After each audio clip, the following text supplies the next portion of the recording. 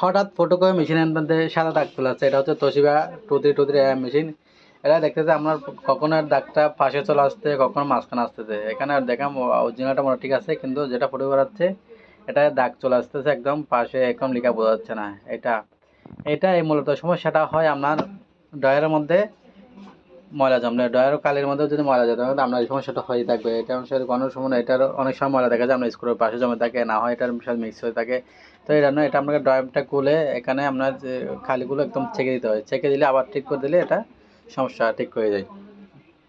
তো এখন আমি দেরি না করে আসলে আমি এটা অলরেডি ঠিক করে ফেলছি। তারপর একবার মেকানিক বাইকে ফোন করে উনি আসছিল, তা ওনাকে একটু দেখাচ্ছি যে উনি এটা ভালো উনি উনি উনি ভালো করে কী করতেছেন। এখন ওই ড্রয়ারটা খুলে আপনার এখানে একটা ওই যেটা আছে এটা খুলে একদম পরিষ্কার করছে। ওখানে একটা ব্লেডের মতো থাকে, ব্লেডটার মধ্যে কালিগুলো ড্যামেজ কালিগুলো পরিষ্কার করে দিচ্ছে। কারণ ভাইকে বলছে ভাই একটু ভালো করে পরিষ্কার করে দেন।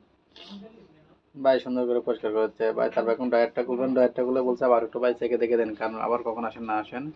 সেই জন্য ভাই সুন্দর করে এগুলো এখন চেকে দিবেন। আপনার দ্বারা আপনাদের আমি ভিডিওতে বলবো, আপনাদের যাদের এরকম সমস্যা হয় আপনারা প্রথমে কী করবেন জানেন? প্রথমে কী করবেন বলতেছি, প্রথমে আপনারা একদম ডায়েটটা করবেন। ডায়েটটা করলে ওখানে কালিগুলো আপনার একটা কাগজে নেবেন। কাগজে নেওয়ার পর এগুলো এমনভাবে নেবেন যাতে এক ফোঁটা কালির ভিতরে না থাকে। সবগুলো একদম খুঁচে খুঁচে নিয়ে ফেলবেন, কারণ একটু থেকে যায় তো ওখানে যদি মজা থাকে তাহলে সবসময় আবার দেখা যাবে। কারণ এটা সমস্যা আমার অনেকবার হয়েছিল, সেজন্য আমি অনেকবার একটা সময় হয়েছে। সেজন্য আপনারা এটা বলতেছি যে আপনারা এটা আবার কি করবেন, কালিগুলো সব পুরো পরিষ্কার। যদি আপনাদের হাওয়া মেশিন থাকে ভালো কথা, তাহলে হাওয়া মেশিন একদম মেরে স্পিডে মেরে ভিতরে কালিগুলো চলে যাবে, তখন আর কোনো সমস্যা হবে না। ভাইয়া যতক্ষণ দেখতেছে ভাইয়া ওই ড্যামেজ গালেগুলো ফেলে দিতেছে, এগুলো ফেলে দিবে।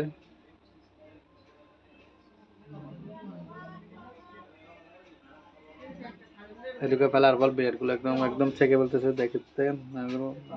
আমি আসলে ভাই আসতে যা ভাইয়াকে কি করবো বলছে ম্যাটিংটা একটু মেরামত করে দেওয়ার, কারণ ভালো করে একটু করে গেলে মোটামুটি আমাকে আর অনেকদিন মেকানিক আসতে হবে না। কারণ একদম মাঝে মধ্যে মেকানিক দিয়ে একটু উপর পরিষ্কার করে নেওয়া ভালো, কারণ আমাদের সময় অনেক সময় ফল থেকে যায়, এটা পেটি ফিটিং করতে হয়, মেকানিক দিয়ে করে নিচ্ছি আমি। মেকানিক একবার সুন্দর করে ফেললো।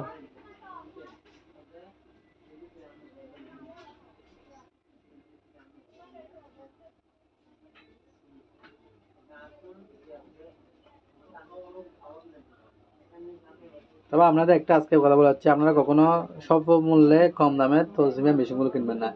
স্বল্প মূল্যে কিনবেন, এগুলোতে আপনার বারবার মেকানিক রাখতে হবে, বারবার কাজ করতে হয়, এগুলো কোনো কাজ হয় না। একটু টাকা বেশি হলেও আপনার ডুপ্লেক্স মেশিনগুলো নেবেন। ডুপ্লেক্স মেশিনগুলো অনেক ভালো মানের হয়।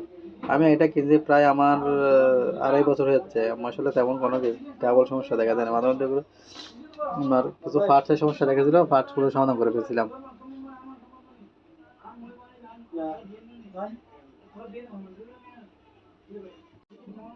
মোটামুটি মেকানিক ভাই কালোগুলো একদম চেকে ফেললো, একদম কালো বের করে ফেলতো, বের করে এখন চেকে দিচ্ছে। চাকা চাকা গালিগুলো বের করতেছে, বের করার পর সুন্দর করে চেকে দিবে। আসলে এগুলো দক্ষ মেকানিক আমার অনেক সমস্যা, নর্মাল মেকানিক কাজগুলো করে। আমি অনেকবার এরকম নর্মাল মেকানিক দিয়ে কাজ করাইছি, কাজ ভালোভাবে করতে পারে নাই, তাই অনেক সমস্যা হচ্ছে। তারপরে কালিগুলো একদম সুন্দর করে পরে ফেলবে শেখার পর।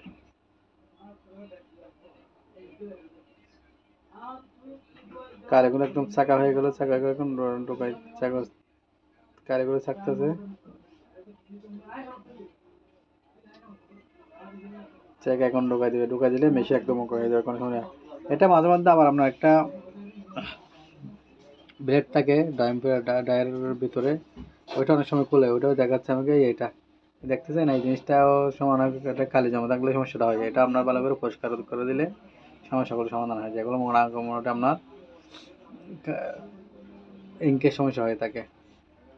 তা আপনার জবাব অবশ্যই ধন্যবাদ।